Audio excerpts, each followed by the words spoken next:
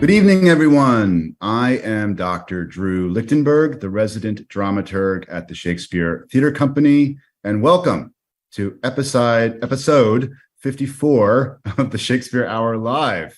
It's been quite a journey on the Shakespeare Hour Live, and we are back tonight to be discussing the opening show of STC's 2022-23 season, The Notebooks of Leonardo da Vinci by Mary Zimmerman.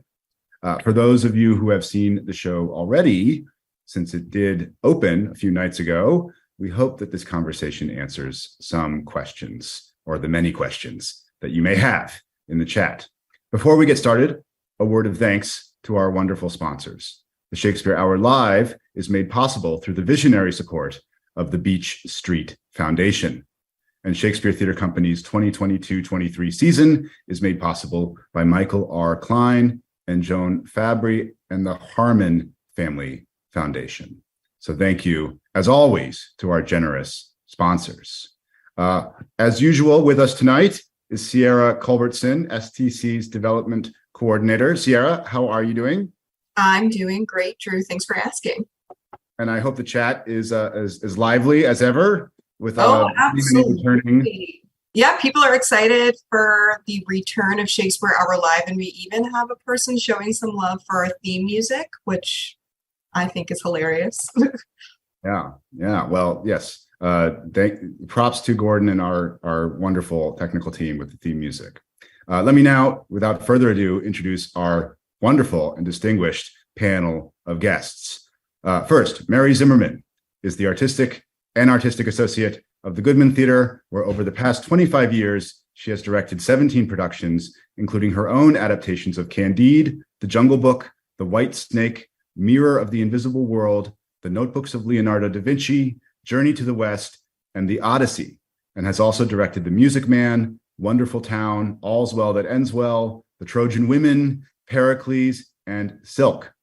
Many of these productions, as her Arabian Nights, The Argonautica, The Secret of the Wings, Treasure Island, and 11 Rooms of Proust, all produced by her other home company, Looking Glass Theatre Company, have played across the country and indeed around the world. Notably, here at the Shakespeare Theatre Company, we were honored to host her Pericles in 2004, I believe, and her Argonautica in 2008, which was one of the first ever shows at the Sydney Harmon Hall. Mary's adaptation of Ovid's Metamorphoses, which originated at Northwestern University and Looking Glass, ran on Broadway for a year, and she received the Tony Award for Best Direction of a Play. Her opera directing credits include Galilei at the Goodman Theatre with Philip Glass, Lucia de Lammermoor at the Metropolitan Opera and La Scala in Milan, and Armida, La Sonnambula, and Rusalka at the Met. Zimmerman is a professor of performance studies at Northwestern University, an ensemble member at Looking Glass, a recipient of the 1998 MacArthur Fellowship, and the recipient of numerous Jeff Awards in Chicago. Mary, how are you tonight? I'm well, thank you very much. And if I may ask, where in the world are you? Are you here with us in Washington, D.C.? Are you about to fly off? I am about to fly off tomorrow morning, but I'm at my friend's house tonight. It's my last night. I go back tomorrow. And you were also telling me before we went on the chat that you paid a visit to a class earlier today of many students who saw the show. Yes, I did. My friend Natsu Onoda invited me over to Georgetown University, so I did speak there. Yes. Well, hopefully, maybe we can get some of the nuggets that you shared with Georgetown, or brand new nuggets, indeed, about this amazing production. And I also want to ask you, Mary, since this is a show that is inspired by the notebooks of Leonardo, which contain his amazing, remarkable drawings. But so it's a show about visual art in many ways. And I was wondering today, what visual art piece are you thinking of, or inspired by, or is resonating with you in your mind?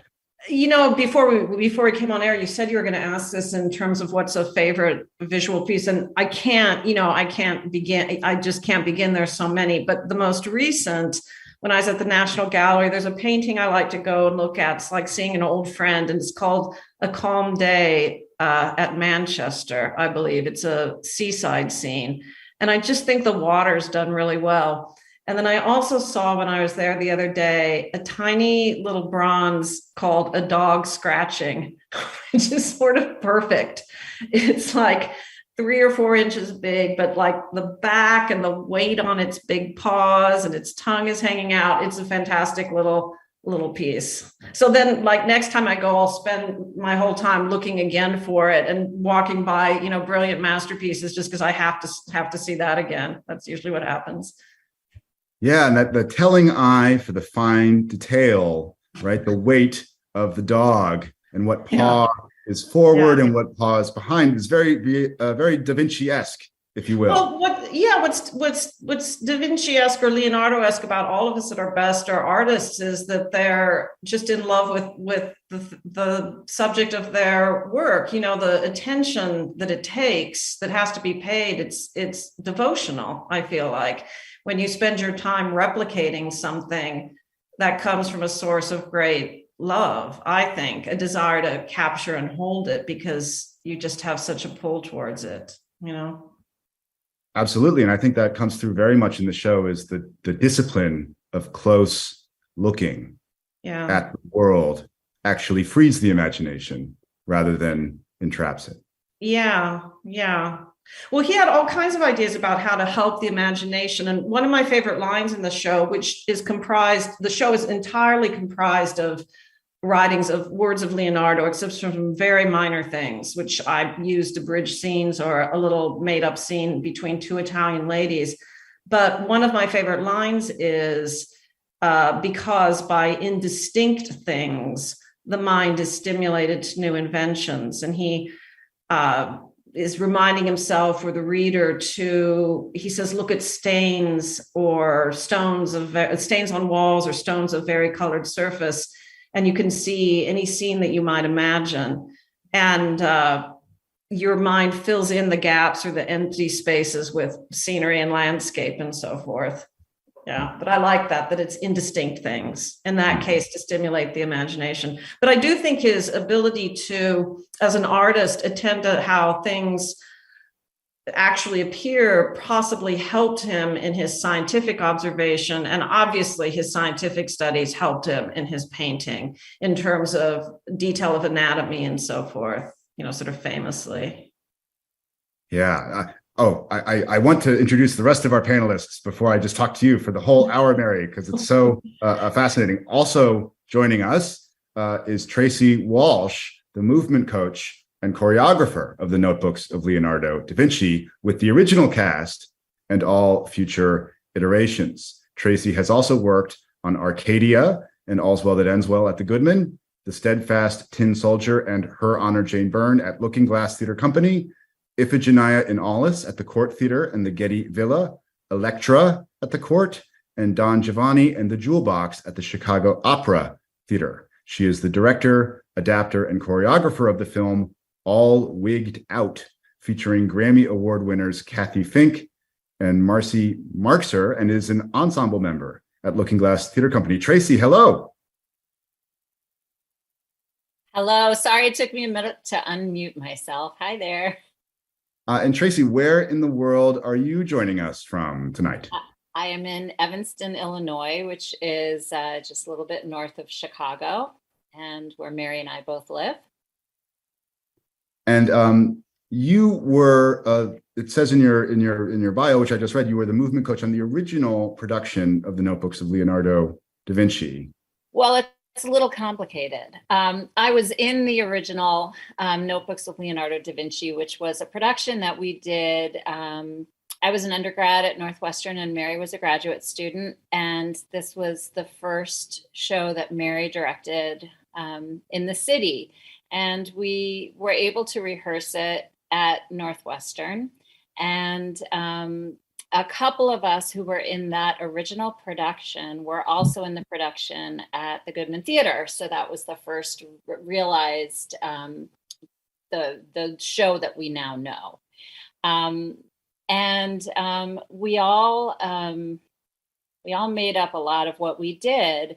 And I was the original bird, and there were other people that did different sections. And over the years, as we've done it in different cities, sometimes different people take different speeches. And if you're familiar with the show, which I know you are, we're all playing Leonardo. So when we came back to it all these years later, it was a pretty much totally new cast, except for Christopher Donahue.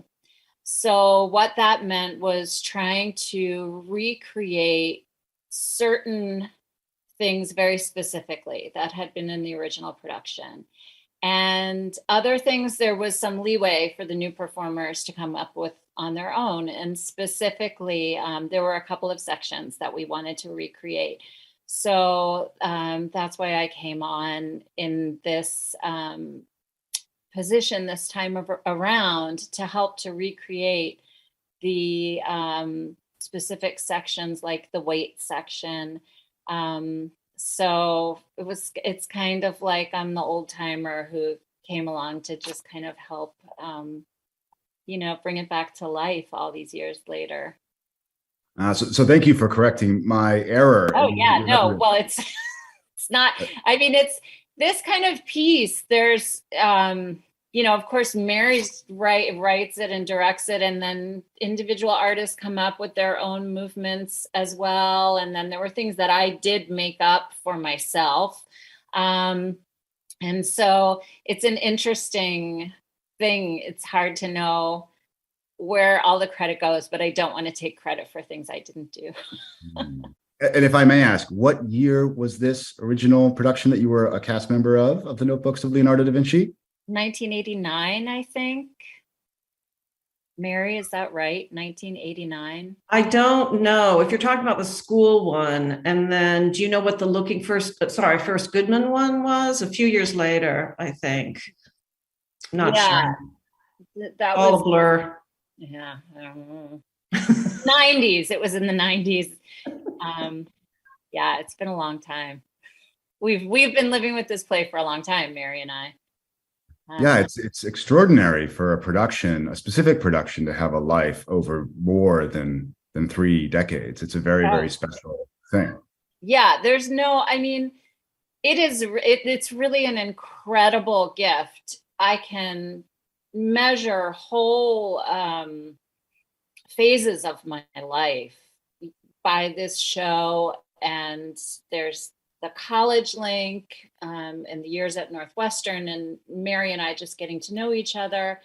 And then the original production, and then it toured, and we went to a bunch of different cities over the next couple of years. And then it kind of, it went a couple of other places without me. I had little kids. And then here it is again. So it's an unusual thing to have one show that has kind of always been present in a way, or every couple of years, kind of coming back into your life. There's nothing else that artistically that I have that's like that. It's really special. And if I can ask Tracy, what piece of visual art is resonating with you tonight? What's bouncing around inside your mind? Oh, that's an interesting question. I've been thinking about it. And, there's one painting there are many that I love, and of all different styles, but there's a Native American artist named Bunky Echohawk, who I really love. And he has a beautiful painting that he did of the ballet dancer Maria Tallchief, who was the first Native American ballet dancer. She was in the New York City Ballet. She was one of Balanchine's muses, one of his wives. And there's a photograph of her where she has, I believe it's called a war bonnet on, and she's kind of going like this. And so this artist, Bunky Echohawk, took that photograph and made a really beautiful painting of her. And I think it's when she came to Oklahoma to perform, where she was from originally. And I saw his art for the first time at the Field Museum here in Chicago. And I was just blown away by all of his art. And then when I saw that one, I grew up, my sister's a dancer. I grew up taking dance classes. And knowing about Maria Tallchief. And so that one just really, it's so gorgeous and colorful and not like anything else I've ever seen. So that's one that just kind of popped into my head. Wow. Thank you for sharing that, Tracy. That makes me want to Google right away. That's what I would be doing. You should. I also want to bring into the conversation our third very distinguished guest, Janis Goodman, a DC-based visual artist and professor of art and design at the Corcoran School of the Arts and Design at George Washington University. She is a founding member of the artist cooperative group Working Man Collective and has been the arts reviewer for Around Town, the television program on WETA TV, the Washington PBS affiliate, since 2003. Her work is in numerous American and international public collections. She has had artist residencies in Italy, the United States, Germany, and England. Her work has been shown in numerous exhibitions throughout the US, as well as in Russia, Italy, the Netherlands, Peru, England, Japan, and Germany. Reviewed in the New York Times, the Washington Post, the Washington City Paper, highlighted in Who's Who in American Art, North American Women Artists of the 20th Century, and 100 Artists of Washington, D.C., in addition to numerous other publications in American and international journals. And you seem to be joining us from your art studio, which I'm guessing is here in Washington, D.C. Hello, Janis. Oh, it is. It's in Mount Rainier, Maryland, where there's a large concentration of visual artists. I've been here over 20 years. So yes, I shamelessly situated myself in front of my paintings. And how beautiful they are, if I may say so. And Janis, what work of visual art are you thinking of tonight, or perhaps was prompted by Mary's extraordinary production? Oh, that's so difficult for me because I breathe this stuff all the time. I teach it, I make it, I visit museums, I critique it. But there's one painting that has resonated for years, and it's a Renaissance painter. It's a Raphael portrait that's in the National Gallery of a banker. I think his name is Altavidi. And there's a wonderful book that I believe the National Gallery may have published as well. And it's about the idea, and this comes back to the play, about the idea that art is really inert until eyes fall upon it. That's what charges the life of a piece of art. And when you look, especially if you look at a portrait and you have this sort of communion with the person's eyes, you look at it, otherwise they're just sitting there and there might as well be a sheet. If there's nobody to see it, does it exist? Is there any energy? And so I'll just tell you a very quick little backstory. So when I first heard that you were doing the play, Mary Zimmerman doing the play, I thought, oh God, I'm such a big fan. And then I thought, I do mostly visual arts. I occasionally do performing arts, although I'm a huge fan of the performing arts. I thought, well, I pitched to WETA, let me do a visual arts piece about the play and look at it from that point rather than a standard theater critic, right? Well, because of time allotment, et cetera, the length of the run, we weren't able to do it. The show hadn't opened when we had taped, et cetera.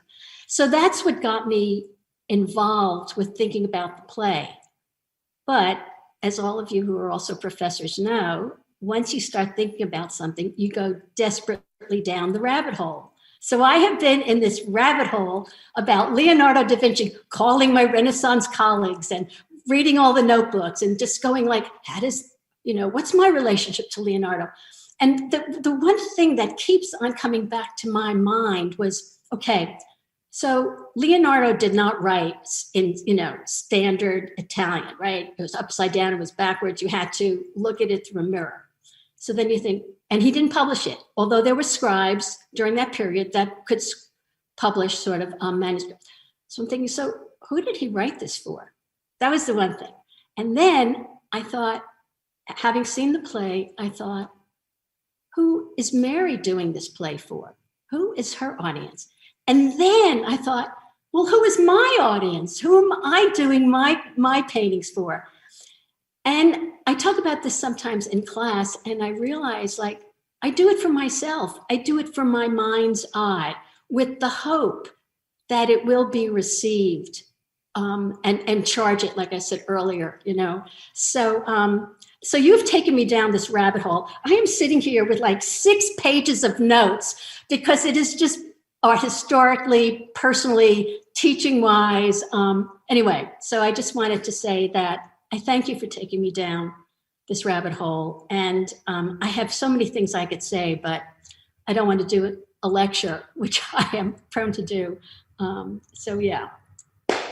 Well, thank you, Janis. I mean, I actually think that's a perfect way of getting into our discussion of this production, because I agree with you. There's something that happens when you watch this show specifically that to me feels similar in some ways to reading the notebooks of Leonardo da Vinci, where the more pages that you go through, the deeper into this world you fall. The more the spell, the more it exerts its sort of magnetic pull on you. So I wonder, Mary, if you could tell us about how you came to the notebooks how you discovered the notebooks of Leonardo da Vinci, and how you came up with the idea of not just transferring them to the stage, but doing so in such a thrillingly inventive way that also feels so faithful to what the experience of reading them is actually like. Well, I obviously didn't discover them for the world, but for my, they're very well known. But for myself, I was doing a little play I was making up at school, and I wanted some scientific text about the eye. And when I was a kid, I'd seen Lord Kenneth Clarke's series Civilization. And I remembered that there was a shot of a sort of sepia colored piece of paper with a person in profile and these lines sort of coming from the eye. And I remembered it was as Leonardo. And so I went to the library to look for this. And to my astonishment at the time, there were 2 shelves full of his writing. I think people know about his writing a lot more now. Bill Gates bought a codex, it toured. They're just more in the culture. And the Dan Brown books, for instance. But at the time, we all know Leonardo was a great painter and he was a great scientist, but we don't think he was a great writer. And so to discover that there's about 5,000 pages, mostly unbound, some bound, sort of intended possibly for publication, but never published, was a great thrill to me. And then as I read the scope of topics addressed and the variety of things on the pages, not just visually, designed for a cathedral and an angel's face and a doodle trying to solve a geometric problem, and literally a shopping list or some stray philosophical commentary, math problems, optics, on every single page. But the quality of the writing itself struck me very strongly as being sort of super abundant to its task. Maybe that's a kind of style of the time, but there's this beautiful personification of natural forces. And there's a kind of metaphoric quality to a lot of the writing. And the example I cite often is Leonardo was really the first to advocate for anatomical drawing as opposed to just prose descriptions. I think that drawing might have been considered yet another sort of obscene front to the deceased person. And so in justifying that you should draw rather than describe, his opening phrase is, "For with what words could we describe this human heart? The more you endeavor, the more you will confuse the mind of the hearer." Excuse me. And it's just felt obvious that applies to the human heart as a material, organ of the body. But it also seems to evoke the internal life of a human being and what motivates us or what we suffer or what our internal life is or what drives us. And there's many, many, many examples of that, where the writing, when talking about weight and force and motion, personifies those things in a way that makes them seem to speak sort of more than metaphysically, but metaphorically about our own lives and the forces in our lives. And I just thought that there was an unreleased theatricality in that, in speaking that and laying it against images embodied images that either amplified it, but sometimes contradicted it or brought out that metaphorical content could be really rich. And I also thought that I would try and make the stage have the simultaneity that the pages do, so that there would be very different things happening at the same time. Sometimes overwhelmingly, because, we read one thing at a time, but in this theater, we kind of perceive it all at once. But we do that. There's many different things at times to sort of look at and watch, or even contradictorily to listen to at the same time. It just seemed like a very both private and beautiful text. And, it's a miracle that it exists. Mostly it's unself-conscious. And that mind was really pretty extraordinary. Not, I don't think, because he was necessarily such a big brain, but because he was a human being who remained awake to life his entire life, to the natural phenomenon. He never grew bored of things. But to have a record of that consciousness that is unself-conscious in that record, it's unfiltered by trying to present yourself a certain way. It's so extraordinary that thing exists. It's miraculous that it exists. Yeah, I mean, we have nothing from Shakespeare that is similar. We have the sonnets, but those are deeply. It's hard to prescribe an unambiguous unself-consciousness to those writings. Right. They're very guarded in many ways. Whereas, or even diaries are performative, and it's not a diary, and letters are certainly performative. But just literally the piece of paper you had at hand when you had an idea, and you're obsessed with the idea in the moment, it's not, or it's very, very minimally self-conscious or performative. And that unfilteredness is so beautiful, Which may be one answer in a way to Janis's provocation about who the audience is for the notebooks, is that it's self. It is a mirror. Look, I think we all address ourselves as you in the second person often, get it together. You know what I mean? And I think some of these things, the treatise on painting, the treatise on flight, I think he was thinking of a reader and fellow scientists. But often that sort of, you must do this in your painting and you must do that. It is a lesson, but it's a reminder to himself and a self-articulation to himself to improve his own practice or to record his own practice. And it's fascinating to me that,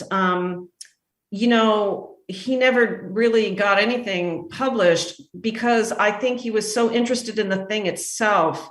He actually wasn't that interested in the glory or fame or money that it might bring him. I'm not saying he was never interested in that, but it was overridden by his constant curiosity of just trying to apprehend the world. That was just what driving him all the time, I sort of feel like. It's so strong a drive that he was attempting it through two different forms of representation, the scientific narrative of the world and the artistic form of narrative or representation, both of which, like I say, I think are forms of devotion above all. Janis, it looks like you're very eager to ask a question. Because, I was thinking about the difference between the anatomy versus physiology. And I think what that says to me is that when physiology, meaning how things function rather than how they just appear, which tends to be what anatomy more is. But as anatomy becomes more about physiology and you get more of a sense of what it is that it's becoming, I think you get more of the humanity, Mary, which is what you talked about earlier. So if you start with a gesture drawing and you keep on building it up and looking and looking and looking, suddenly there's a real person, there's a real being that emerges off of that piece of paper because of that vigilant looking and decoding and distilling that information that you're working on. Mm-hmm. Mm-hmm. And, speaking of the body, Tracy, I wonder if we could bring you into this conversation. There's this extraordinary moment early in the show where is it the 18 movements or the demonstration? 18 positions of man. Yeah, the 18 positions of man, which at least when I was at the invited dress rehearsal, I always look around and I watch the people who are watching the show, Mm-hmm. and their jaws just kind of dropped and were amazed. at what the actors were doing, how the body could serve as a lever or a fulcrum, the kind of balletic quality of the movements. I assume this must be something that was it recreated from the original production? Was it invented anew by you and Mary? I'm just so curious to hear about that specific set piece in the show. Well, the 18 positions of man, and you're talking about the 18 positions of man, not the weight section with the man and the woman, right? Oh, sorry. Yes, there's the 18 positions of man, which are the kind of the frozen moments, all different ones. Yes. But then I was also thinking about you're right. I was thinking about the separate scene where it's the demonstration of weight between the male and the female actor. Right. So, and I can talk about both. So the 18 positions of man is, I would say the 18 positions of man, and Mary, you can correct me if I'm wrong, but I think this section changes with every new cast. Mary is the best kind of director who really, she looks at who she has and what their sense of humor is, which is a big part of her plays, and it's a big part of movement for me, what their physicality is, what their special kind of qualities are. And then she encourages them to try different things, which is a lot of fun. So the 18 positions of man that we originally did in the original production was one way. I think maybe some of the things that Christopher's doing, he's still doing. I know he does a dance like that. But otherwise, I would say the positions that you're seeing now this time around come from things that people tried, and then Mary's curating what she's seeing the actors trying and suggesting other things, and then kind of coordinating all of it. So it really is very much generated from kind of the soul of the person, which is incredible. And then the weight section, which is between always a smaller woman and a larger man, is essentially the same as it was in the original Goodman production. And that is because it's one of those things that's just kind of perfect. And that's something that Mary worked out specifically with the two performers, Mary Ann Mayberry and Paul Oakley Stovall. And sometimes you just find something that so perfectly elucidates the text. And I think that's one of those things, and that's part of the reason why I come back to help. And sadly, Mary Ann Mayberry is no longer with us. So this is a great loss to everyone that knew her, and a great loss to the show. And so recreating that takes a lot of patience. It's helpful that I was in the original show and I remember everything about how it looked and how it worked. So we're kind of, pulling this out of our memories of the show and then teaching new performers how to do it. And that's probably the hardest thing to recreate, because it came so much out of this kind of private space between Mary and the two performers. So you're seeing there something that's been basically the same all the way through. Yeah, and I can see how it's emotional hearing you talk about it, because this is one of the beautiful things about the bittersweet things about theater, is that it's made by a community of people at specific moments of time. So when you remount a show over 30 years, it will change, it will reflect.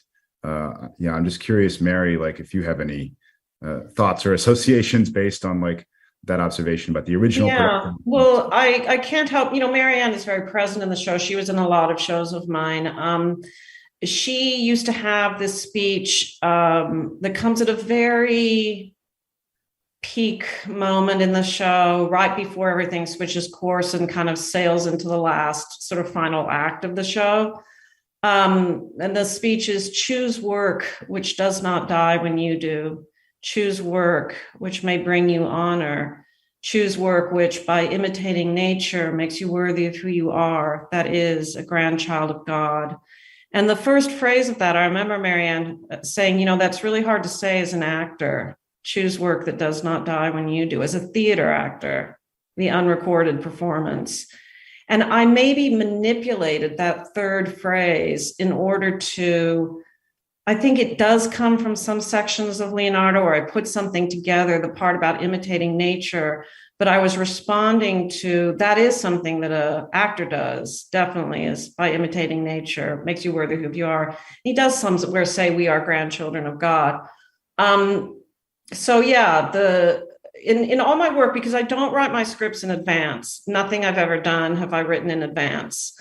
I get in the room and then I'm a day ahead of the actors, and they're not improvising and then I write it down. I'm a day ahead, not a day behind them, but I'm trying to respond to who they are and what they would be good at. And if someone can sing, then we'll have a song. If no one can sing, we won't have a song. If they have some particular physical trick they can do, be sure and do that. And, you know, Marianne was physically extraordinarily strong and compact, although she was small. And Paul Oakley Stovall, the original guy in it, who's just done 4.5 years in Hamilton as George Washington, is a large man. But I invented a couple of those lifts in a production of the Odyssey in a strange little scene. And the section is about how weight works. And I just thought I could do, you know, it's a showy little piece, and it comes in like 11 minutes into the show. And there are remarkable moments of confluence between what she's saying and what she's demonstrating physically. Particularly, she says the weight acquires a degree of speed with every degree of motion. She's talking about how weight always falls to the center of the earth. And at the same time, she's sort of traveling down his body. And then it's, as he turns, she's accelerating and accelerating and accelerating. And, you know, it's just it's one of the times when we're kind of really demonstrating the actual ideas in the text. Sometimes, like in 18 Positions of Man, we're slightly showing the inadequacy of the text. Obviously, there are more than 18 positions of people. And the last one is to lighten, which none of us can make sense of. And we kind of comment on that within the play, that they don't know how to do that. So, you know, there are times when I feel like Leonardo, if you take him literally, is a little bit missing the point. And we try to, you know, that's some of the humor in the play, that if you describe things just very literally, sometimes you're missing the point a little bit. Yeah, Janis. Yeah, so the thing which struck me about the play is that you have to work. You have to work to listen, and you have to work to observe. And, you know, I was thinking how oftentimes I work more abstractly now, and people say, well, what is this about, right?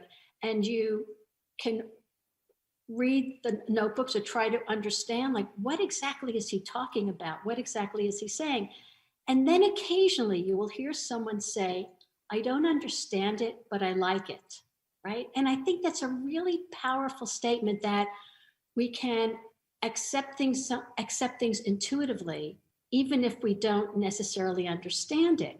And as you watch the play, you know, you hear somebody speaking the words, but there's all this action. So do I listen to the person who's speaking, or do I watch the action? Or do I look at the set around it? I mean, there's a lot of information, which I found really thrilling, you know, this like chaos, you know, this chaos, and how do I make sense of this chaos? And so I thought that was really, really powerful, that I had to move towards your play. Your play didn't necessarily come immediately and give me, but I really had to work to become involved in the play. And I was wondering, Tracy, if that's something that you found in the movements and how the actors moved forward and back and sidewards, or?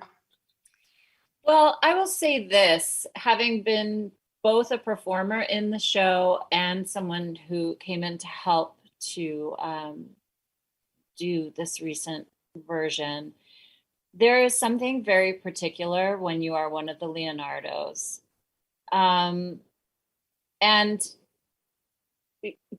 the word ensemble is, it's almost not adequate for the experience of being one of the Leonardos in this show. You are all of one mind, which is Leonardo's mind.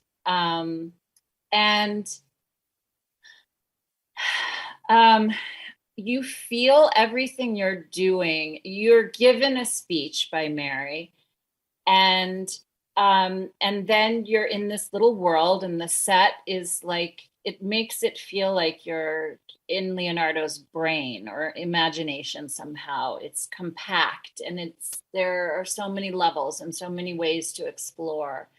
And it feels like a playground. You can literally climb on it and swing on it. And I think the movement of the piece, there are two options, because the text is so rich and the imagery is so rich. You could either stand there and just talk it and hope that the audience gets it. But you kind of, as an artist, I think we all know, and Mary obviously knew, that was going to put a big old, that wasn't going to be a show. So how does how do these ideas become something that can be integrated by the audience and that the audience can connect to? Well, you have 8 people playing Leonardo, and it takes 8 people to play Leonardo. And because you have, I think, and Mary can speak more about this, but in terms of the movement and helping to pull the audience in, there's so much going on in every speech that there's the rare moment when there's just 2 people and, Leonardo's going into the cave and the Italian version of Leonardo is quietly kind of holding him back. But otherwise, where there's 2 people, that's it. But otherwise, you really get a sense when you're working on this piece in any aspect that to truly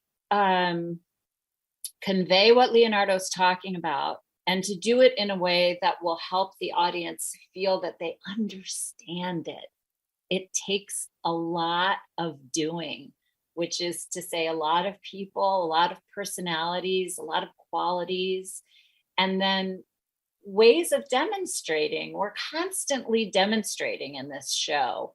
We're demonstrating what he's saying, but we're also demonstrating what the audience might be feeling. And then there might be something silly going on that just helps you to see, like, okay, this Renaissance man was also just a human. And if somebody's doing something silly or playful, it helps you hear that sometimes he's saying silly and playful things. And sometimes he's saying things that are really, he expresses his kind of jealousy or disapproval or just kind of about Botticelli. And I mean, it's so human. It's also human. So I think that's why this way of doing this show is the only way it could be done. Otherwise, it would just be a lecture, and it would be, I can't even imagine what it would be. So anyway, I hope that kind of helped with that question. Yeah, thank you, Tracy. I mean, we do get glimpses of Leonardo, throwing shade at Michelangelo and sculpture, talking about how Botticelli's landscapes are bad. And also these touches like buying birds in bird cages and setting them free in the mountains, which are so resonantly human. Leonardo the vegetarian, the person who doesn't believe in killing animals for sport. These things that are, in many ways, mark him out as a very 21st century progressive in a lot of ways, if I could characterize him in that way. I'm interested in asking one of the questions from the chat, because we do have a question from the chat, because this is the Shakespeare Hour live. And if anyone in the chat is thinking of more questions, we are here. We can't answer them in our last 15 minutes of the show. So I think, Mary, this is for you, but really it could be for the group. At one point in the show, during the discussion of perspective, the actors arrange themselves in a pose that looks like it might be taken from a Leonardo painting. Is that right? And which Yes, one? Yes, indeed. It's Madonna of the Rocks, but it's not exact because, of course, the adult actors are larger than the babies and, angels in that painting. And there are two different versions of Madonna of the Rocks. See, it's a painting you painted twice. And in terms of the glances and gestures, we do a little bit of a combo platter of them, but it is Madonna of the Rocks, it's called. All right. So for those of you at home with Google open in one tab and this in another, you can do the contrast and compare of the Madonna in the Rocks. We also like in the second half of the show, or the last quarter of the show, to read and discuss a piece of text. Now, usually it's a Shakespearean text, but I think in this case it would be right to honor Leonardo. And Tracy, you mentioned there's one famous piece that comes up again and again in this show where Leonardo talks about visiting a cave and being stuck in a cave. And there's a second Italian Leonardo speaking the original Italian behind him. And there's another piece that, Mary, you were telling me was one of the through lines for the show, which is this dream or this vision or this annunciatory hallucination of the falcon visiting him in the cradle. So I wonder, Mary, if you could read one of those. It could either be the falcon or the cave, and then I'll do the falcon. And these two personal autobiographical references are really two of the rare sort of first person mentions in the notebooks, and we use them structurally in the play through repetition.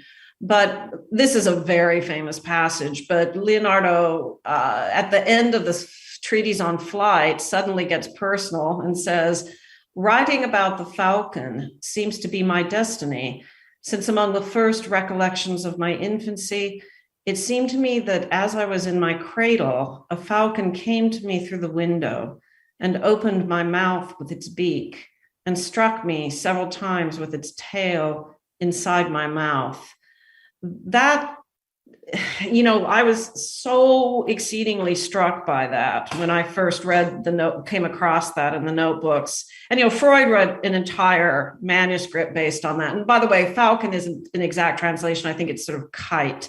But kite is a confusing word for an audience, right? This is a kind of compromises we make in the theater. Falcon is not. Kite has a double meaning. But it did seem to me, he thinks he's remembering from young infancy. It does seem to me a kind of image of Annunciation. And we use it at the very beginning, and we use it at the very end, and we allude to it a couple times in the middle as well. The sort of spirit of life or spirit of inquiry or the soul of Leonardo being sort of imparted to him by this falcon, and a lifelong desire to follow the bird out the window and fly. That dream and that obsession with flight and with birds seems implanted. I mean, I actually think he's making it up. I believe he believes it. Whether or not it's a real memory, I'm not so sure. Whatever that means, a real memory. It was very real to him, that's for sure. But yeah, it's very ambiguous. And Freud, of course, thought it was a vulture because German. And then he bases his interpretation on that, but it was a mistranslation. Yeah.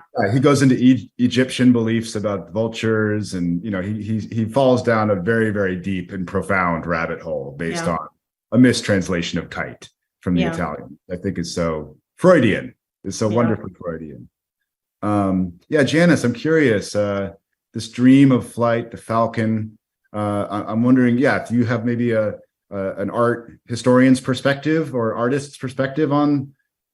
Well, the idea of memory, I think, is really important. The idea of where do we draw our inspiration from, and when oftentimes people will say, well, it's sort of intuitive, and then you realize, no, it's not. At least this is what I think. It's not intuitive. This is stored information that we have sort of subsumed from our environment. And so I think that something did happen when he was a very young man that maybe made him look up and see the stars and see the possibility that there is a world larger than he is. And this then fed into his curiosity, and seeing that birds fly, man does not fly. And so that's how I interpreted that beginning passage, and how it ended up with the flight machine. So I don't know. I just think there are so many little things that get in the play that it helps if you have a little bit of art historical background, I think. At least it helped me. Like the large cabinets. I mean, to me, those were like looking at a Kunstkammer or a cabinet of curiosities, which is, 17th century. People pull out, and out comes a beautiful butterfly that you found. I mean, you didn't need to know that there was such a thing as a Kunstkammer, but if you know about a Kunstkammer or a cabinet of curiosities, it's like, oh, this is pretty exciting. Or that this thing is atmospheric perspective, and the colors get cooler and cooler and cooler, in addition to those wonderful lines that were being pulled in all different directions, So I just feel like there were these little, or, the sculpture, the thinker, or the slingshot. I mean, there's just, which I found it really amusing. It's like, oh, you love it when it sort of feel like it's an inside joke or something. I mean, it's not that it was a joke, but I totally appreciated that. And anyway, so. Well, yeah, the multiple levels of referentiality, and you're describing the set, which is this beautiful, hard to describe, but very, very unique looking set of these cabinets, these filing cabinets that can be pulled out, sat upon, used as levels. But you were actually saying on the first rehearsal, when you were talking to the company, Mary, that the painting, the background painting, is also another art reference. As a harp on the floor of the stage, which most people can't see, correct? Yeah. Well, the little background, we sort of see through a sort of window in the distance, and it's just I think it's over the sort of right-hand shoulder of the Mona Lisa. We use the landscape from that. We recreated a little bit. There are all those things, but I don't think they need be detected. There's lots of things, I'm telling you, below the possibility of being detected in there. but I think putting them in over the years, it does enrich the experience, because just of the level of care and attention and love that was put into it. One of those is, there's a little piece of music in it during a section describing a woman walking near a meadow dressed in white. And the tune, the notes go A-D-D-A, A-D-D-A. And it's taken from a river called the Adda, A-D-D-A, that ran outside of Leonardo da Vinci, where he grew up. That I make no argument that that's perceptible on any level. But just like those of us who are lay people, when we eat a good dish at a restaurant, can't tell the ingredients, nonetheless, I think we kind of sense a richness, we don't know what went in there exactly, but we sense attentiveness to it. But I don't want to create the impression that this is any way something you have to study to see. You don't at all. I think children could see it and be sort of delighted by it visually and orally, Yeah, it's even like what I said earlier. People sometimes say, I don't understand it, but I like it. So they are intuiting something. I will say that, I said to the cast, every single time I redo it, I'm becoming more and more intolerant of any of us saying a single word or phrase that we don't fully understand. And some of it is challenging. Some of the stuff on optics, he sort of has a reverse way of describing that phenomena than I think is actually true. But we still had to make it make sense. I never want them to be saying anything that they don't have at least one understanding of, one grasp of. And, a lot of the text, it's peppered. There is dense and difficult, and the stage is full of stuff. And then it will quiet down, and we'll hear paragraphs of him complaining about the attention that Michelangelo is getting and not him. It's layered. Or his relationship with his model, the child Salai, who came to him as a kid and stayed with him the rest of his life. there's a kind of hint of a beautiful story there, actually. So there are threads that are tying things biographically together, and moments when it empties out and quiets down. There's a 3-minute section where no one talks. Actually, there's 2 3-minute sections where no one talks: invention and changing the room. This making the room into the art studio with perspective lines made apparent. Yeah, and those moments of stillness or of music and movement are like exhales that really just fill my soul, for sure. Yeah, I don't deny the show, and sometimes I reflect on this. It is demanding. It's asking you to read this, think, because I'm often doing some movement thing that is clearly suggesting ideas beyond the text, and you're still supposed to be taking in the text, which is written in a certain idiom, kind of syntax that's not as familiar.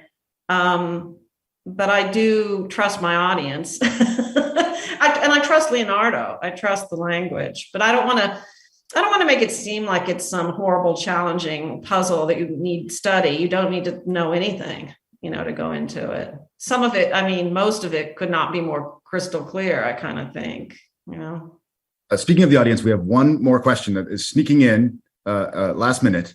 And I want to get you on record, Mary. So the question is, after reading the description of the show, it makes me think of James Joyce's Ulysses. Speaking of something that is, I don't know what it means, but I like it. Is there a stylistic choice behind this, or just a coincidence? And I wonder if I could add to that. Would you ever yourself want to adapt a work by James Joyce, or can we bring you back to the Shakespeare Theater to do another show with us at some point in the future? Please, please, please. Well, like James Joyce, I've done the Odyssey. That's what Ulysses is, based on. It's an adaptation or variation or playing on that. And I've certainly read Ulysses, which I found very difficult. And I studied it very hard when I took a class and all of that. But I hope, again, I would be mortified if I gave any impression that I in any way value something obscure. I'm always looking for clarity. What I'm looking for is multiple coherent readings at any moment, not just one, but there has to be at least one. But I'm really striving for multiple coherent readings in different moments of it. And then sometimes it's just super straightforward, Yes, well, I can second that, is that this show is crystal clear. And it may have some stylistic similarities with Ulysses, but it is not going for obscurantism or difficult for its own sake. Don't need footnotes, Well, I want to thank all three of our guests tonight for being so generous with their time and for this fascinating and very stimulating conversation. And I want to thank all of you watching at home for joining us. The Notebooks of Leonardo da Vinci is currently it's started preview performances. I think technically it opens this Friday, October 7th, but this is a very special and a very rare show. That's a storied one in the career of Mary Zimmerman. So please don't miss it. For our next show of the Shakespeare Hour Live, please join us and our guests from Mosaic Theater in DC as we discuss the Till trilogy. This is a series of plays that reflect on the life, death, and legacy of Emmett Till, which are being performed October 4th through November 20th at Mosaic across town. On October 12th, a week from tonight, I will be hosting a conversation with playwright Ifa Baiva, acclaimed director Talvin Wilkes, and decorated dramaturg and theater and performance studies scholar Phaedra Chittard Carpenter to discuss this rare theatrical event honoring the ongoing fight for racial justice in America, presented in collaboration with our friends at Mosaic. So from me at the Shakespeare Theater, thank you and good night.